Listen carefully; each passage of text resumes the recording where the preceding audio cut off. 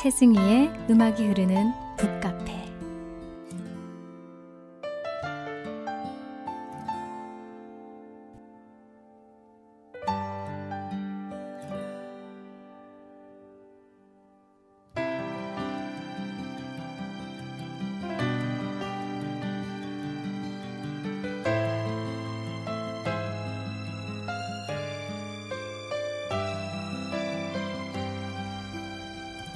한 주간도 평안하셨나요? 음악이 흐르는 북카페 최승희입니다. 아침에 눈을 떠서 부지런히 발걸음을 옮기시는 곳은 대부분 일터일 텐데요. 여러분은 어떤 마음으로 집을 나서시나요? 여러분에게 일은 어떤 의미이고 일하는 목적은 무엇인가요? 오늘 소개해드릴 책은 성경대로 비즈니스를 꿈꾸는 분들과 어떻게 삶의 현장에서 하나님으로 하여금 일하시도록 할 수 있는지 잠언 31장으로 최고의 회사를 경영하는 티마스 하형록 회장의 P31을 소개해드리겠습니다.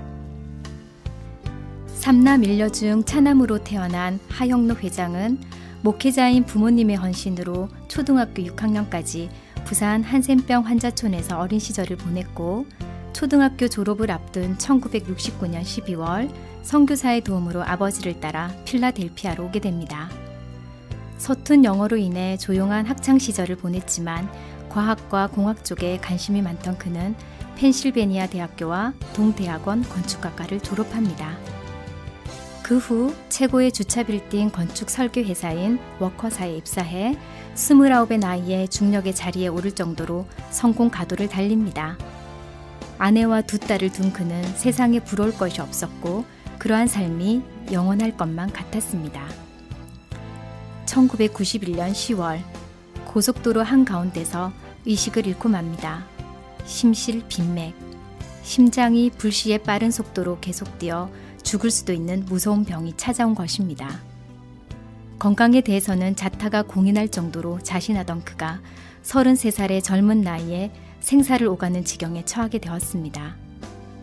그는 2년간 생명을 위협하는 절박한 위기의 순간들을 필사적으로 넘기면서 살기 위해 하나님의 말씀을 붙들었습니다. 그 말씀 속에서 하나님을 만났고 완전한 하나님의 사람으로 거듭납니다. 심장 이식 수술을 마치고 다시 세상으로 돌아온 그는 잠언 31장에서 얻은 지혜로 하나님의 기업 티마스를 시작합니다. 우리는 어려운 이들을 돕기 위해 존재한다는 사운 위에 잠언 31장에서 뽑은 주옥 같은 성경의 원리들을 그대로 실천하는 그는 성경대로 멋지게 비즈니스할 수 있음을 증명하면서 비즈니스계의 하나님의 모델로 쓰임받고 있습니다. 여러분의 삶을 축복하며 박종호의 축복하노라 첫 곡으로 보내드립니다.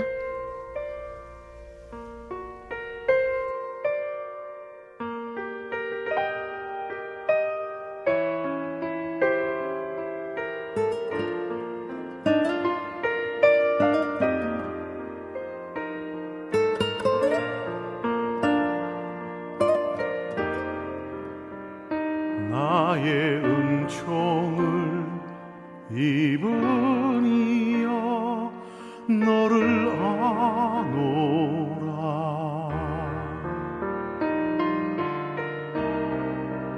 너의 이름을 내가 아노라.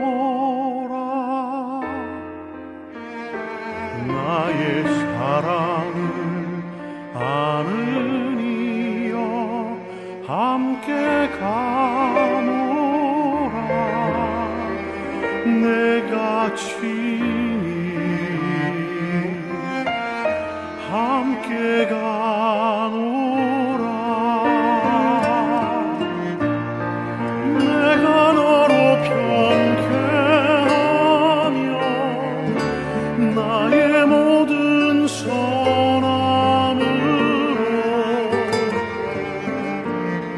너의 앞을 지나며 나의 이름으로 너를 지키리라. 나의 은총을 입으니여 나의 사랑을 아는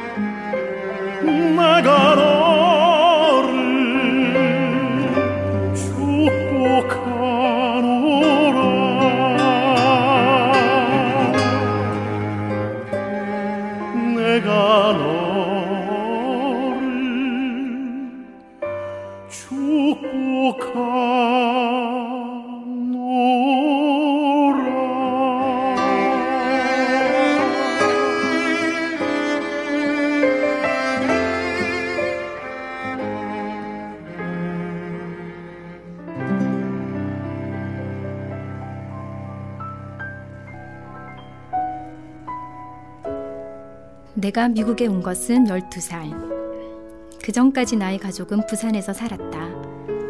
어린 시절 나의 인생을 결정지은 가장 큰 요인은 아버지였다. 아니, 좀 더 정확하게 말하면 아버지의 담대함이다. 바울이 담대하게 자기가 체포될 줄 알면서도 예루살렘으로 들어갔듯이 아버지는 한센병 환자촌을 자신의 사역지로 선택했다. 당시 한센병 환자는 위험한 전염병을 가졌다 생각해서 접근 기피 대상이었기 때문에 사람들이 많이 사는 도시나 마을과는 멀리 떨어진 깊은 산속이나 섬에 격리되어 살고 있었다. 그런 그들에게 복음을 전하려는 목회자도 거의 없었다. 그 시절 신학대학 졸업을 앞두고 있던 아버지는 육신의 더러움은 영의 더러움보다 가볍다면서 한센병 환자촌 목회를 결심했고 결혼 후 어머니를 데리고 한센병 환자촌으로 들어가 목회를 시작했다. 덕분에 나는 한센병 환자촌에서 태어나 자랐다. 우리 형제가 한센병 환자촌에서 산다는 것을 알게 된 친구들은 우리들을 피하거나 문둥이라고 놀렸다. 당시 나보다 1살 많은 형과 나는 학교를 늘 같이 다녔는데 집에서부터 30분을 걷다가 버스를 탄 뒤 다시 20분을 더 가야 학교가 있었다. 그런데 버스 정거장까지 가는 길에 조그만 동네를 지나가야 했는데 그 동네 아이들이 우리에겐 공포의 대상이었다. 그 아이들은 그냥 말로만 놀리는 게 아니라 돌을 던지면서 자기 동네에 들어오지 말라고 했다. 그 돌에 맞아서 피가 난 적도 있다. 때를 지어 우리를 쫓아다니는 아이들이 무서워서 다른 길로 돌아가기도 했는데 그러면 20분을 더 허비해야 했다. 걸음아 날 살려라 하는 심정으로 다른 박질해도 아이들은 어떻게 알았는지 쫓아오며 돌을 던졌다. 거의 매일이 전쟁 같았다. 외로운 한센병 환자들을 향한 하나님의 마음은 아버지에게 그리고 어머니에게 부어져 우리는 그곳에서 13년을 더 살다가 그곳을 방문한 미국 선교사들의 권유와 배려로 필라델피아로 건너오게 되었다. 12살에 미국에 왔지만 언어 장벽은 쉽사리 무너지지 않았다. 영어를 배우기가 쉽지 않았다. 미국에서 말로 먹고 살긴 어렵겠다고 생각하던 차에 이웃에 사는 한인이 동양인은 기술을 배우는 게 좋다고 조언해 주었다. 마침 그분이 건축 관련 일을 했는데 건축은 길도 놓고 건물도 짓고 도시를 만드는 일이라고 설명해줘서 관심을 갖기 시작했다. 1970년대 초의 일이니까 건물이 지금처럼 화려하거나 독특하지 않았다. 건축의 미는 고려하지 않고 매뉴얼에 따라 뚝딱뚝딱 건물을 짓는 시기였다. 1960년대의 미국은 유럽식의 아름다운 건물 같은 건 비싸서 지을 수가 없었다.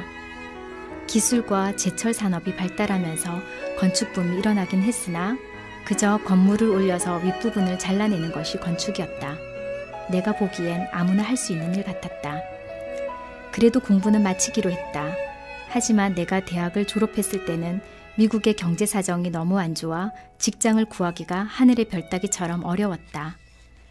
그런데 그쯤 불경기에도 불구하고 승승장구하던 곳이 있었는데 바로 원자력 발전소였다. 거기에 취직해서 몇 년간 열심히 일했다. 그러다 뜻하지 않은 사고로 발전소가 어려워져서 그만두고 칼 워커 회장이 창업한 주차 건물 전문 건축회사인 워커파킹 컨설턴트에 입사하게 되었다. 그날은 아무런 사전 예고도 없이 내게 다가왔다. 1991년 10월의 어느 월요일, 여느 날처럼 나는 아침 일찍 회사에 출근해서 직원들과 회의를 마치고 뉴욕에 있는 중요한 고객을 만나기 위해 사무실을 나섰다. 그런데 바로 그 월요일, 완벽해 보이던 내 삶이 물거품처럼 한순간에 무너졌다. 이상한 징조를 처음 느낀 것은 뉴욕으로 가는 고속도로 위에서였다. 필라델피아의 10월은 날씨가 상당히 싸늘한 편인데 나는 아침부터 계속 진땀을 흘리고 있었다. 하지만 평소에 건강한 편이라 그냥 가벼운 몸살 기운이겠거니 생각하고 계속 운전을 했다. 그런데 얼마 가지 않아 갑자기 눈앞이 아득해지면서 커다란 글씨로 쓰인 고속도로의 안내판이 잘 보이지 않았다. 눈을 비비며 애써 보려 했지만 그러면 그럴수록 눈앞이 점점 어두워져 갔다. 그러더니 한순간 눈앞이 완전히 캄캄해졌고 나는 본능적으로 브레이크를 밟으려다 의식을 잃고 말았다. 차들이 쌩쌩 달리는 고속도로 위에서 시속 100km로 운전을 하던 멀쩡한 젊은 사람이 갑자기 정신을 잃고 만 것이다. 시간이 얼마나 지났을까? 다시 정신이 들어 주위를 둘러보니 내 차는 3차선인 고속도로 한가운데 멈춰 있었고 그 옆으로 차들이 쏜살같이 스쳐 지나고 있었다. 믿을 수 없는 그 광경을 잠시 멍하니 쳐다보던 나는 차를 고속도로 갓길로 끌고 나왔다. 그리고 차분히 생각하기 시작했다. 서서히 고속도로에서 꼼짝없이 죽을 수도 있었던 위험천만한 상황이 현실감으로 다가왔고 그 순간 두려움이 엄습하며 온몸에 전율이 느껴졌다. 한 번도 상상해보지 못한 낯선 상황 앞에서 나는 주님을 부르며 도움을 구했다. 그리고 마음을 가라앉히기 위해 조용히 찬송을 불렀다. 잠시 후 마음이 진정된 나는 서둘러 뉴욕으로 가서 고객과의 미팅을 마쳤다. 그리고 다시 차로 돌아오는데 이번에는 심한 현기증이 몰려왔다. 태어나서 처음 경험하는 이상한 증상들. 다시 불안감이 몰려왔지만 감기가 심해서 열이 오르는 것일지도 몰라 하고 외써 위로하며 집으로 돌아왔다. 그런데 이번에는 가슴이 답답해왔다. 좀 움직이면 괜찮을까 싶어서 마당에 나가 3시간 가까이 정원의 풀을 깎았다. 그렇게 땀을 흘린 뒤 샤워를 하고 다시 소파에 앉았는데 이상한 느낌이 사라지지 않았다. 그제야 내 몸을 살펴보기 시작했는데 심장이 있는 왼쪽 가슴의 옷이 마구 떨고 있는 게 아닌가. 손을 대어보니 옷이 떠는 게 아니라 그 밑에 있는 심장이 마치 무엇인가 놀란 듯 세차게 방망이질하고 있었다. 나는 곧바로 병원에 전화했다. 전화를 받은 의사가 찬찬히 나에게 몇 가지 증상을 물어보더니 지금 당장 가장 가까운 사람을 불러서 그 사람에게 운전을 하게 한 다음 병원으로 가라고 다급하게 말했다. 그제야 아내에게 연락을 했고 아내의 전화를 받은 이동하 목사가 달려왔다. 그가 운전하는 차를 타고 병원에 도착하자마자 나는 곧 수술실로 옮겨져 가슴에 심장 박동을 조절해주는 심박 조율기를 달았다.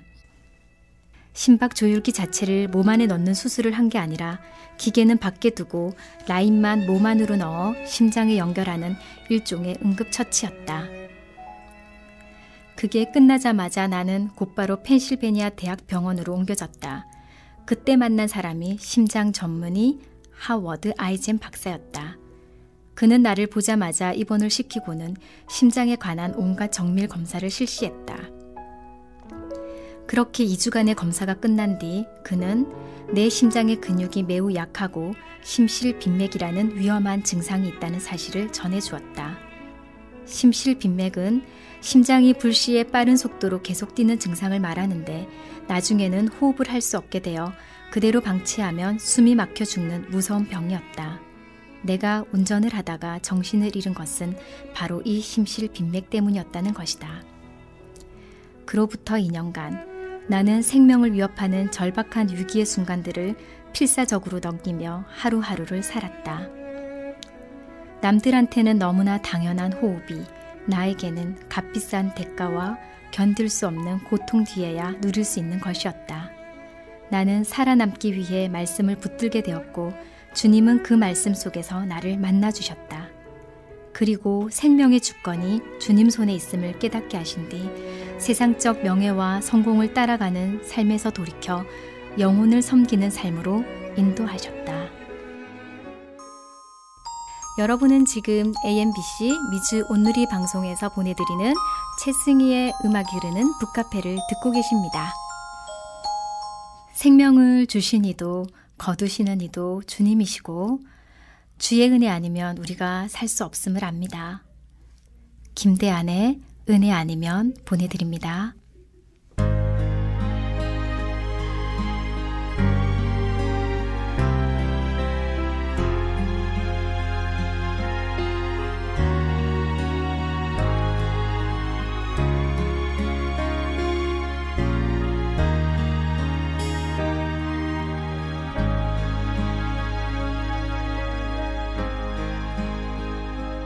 어둠 속에 매이던 내 영혼 갈 길 몰라 방황할 때에 주의 십자가 영광의 그 빛이 나를 향해 비추어 주셨네. 주홍빛보다 더 붉은 내 죄 그리스도의 피로 씻기어 완전한 사랑 주님의 은혜로 새 생명 주께 얻었네.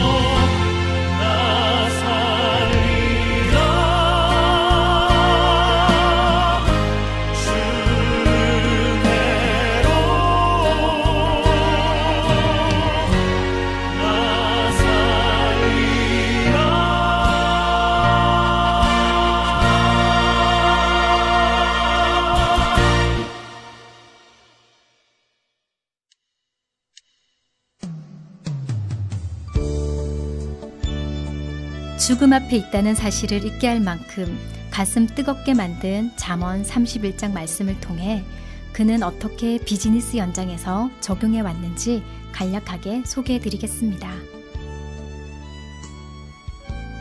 잠언 31장 10절. 누가 현숙한 여인을 찾아 얻겠느냐? 그의 값은 진주보다 더하니라. 고귀한 성품을 가진 회사. 11절.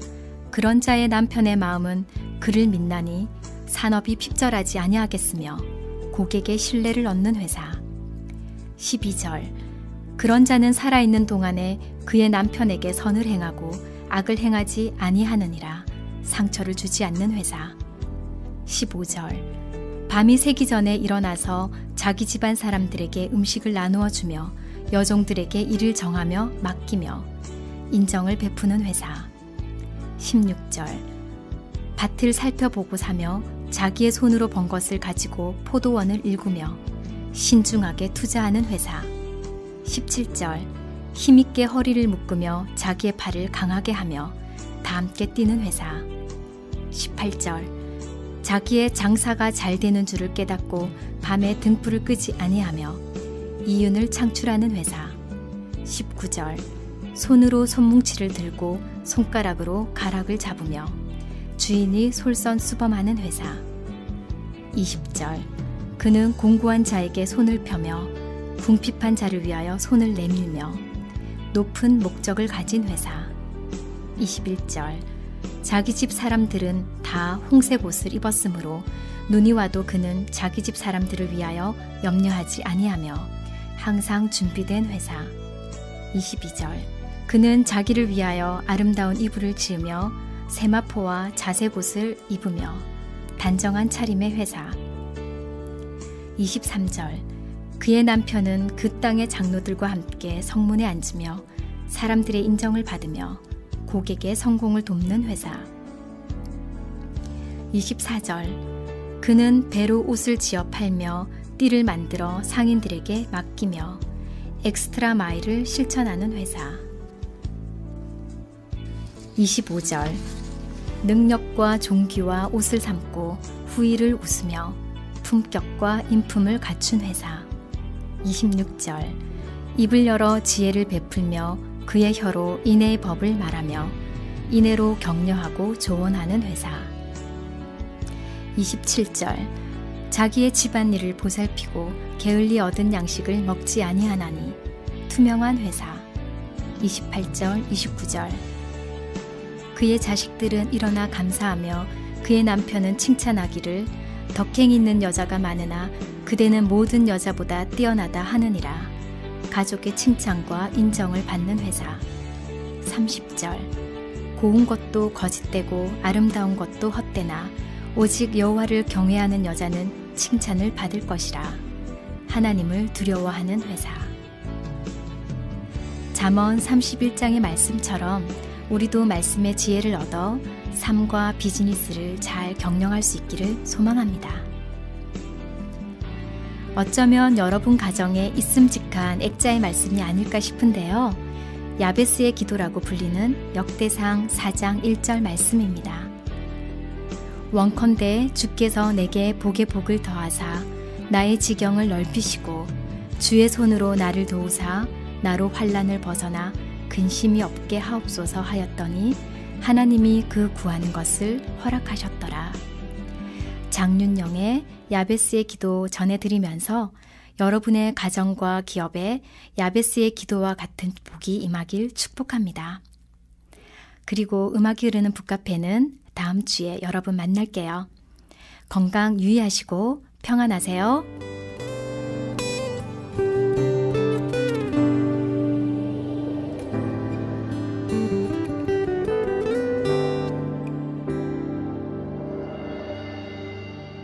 내가 엄마 품속에서 고통 중에 태어났지만 나를 구원하신 하나님 날 택하시고 존귀케 하셨네. 내 평생에 여호와를 섬기며 그 말씀만 따라 살아가리. 주의 집에 나 항상 거하리니.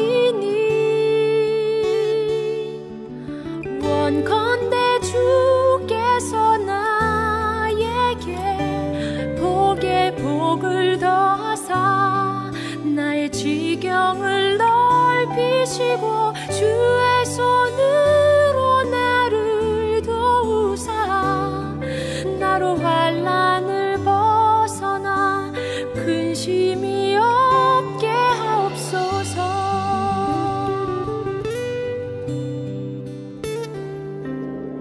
내 평생에 여호와를 섬기며 그 말씀만 따라 살아가리. 주의 집에 나 항상 거하리니. 원컨대 주께서 나에게 복에 복을 더하사 나의 지경을 넓히시고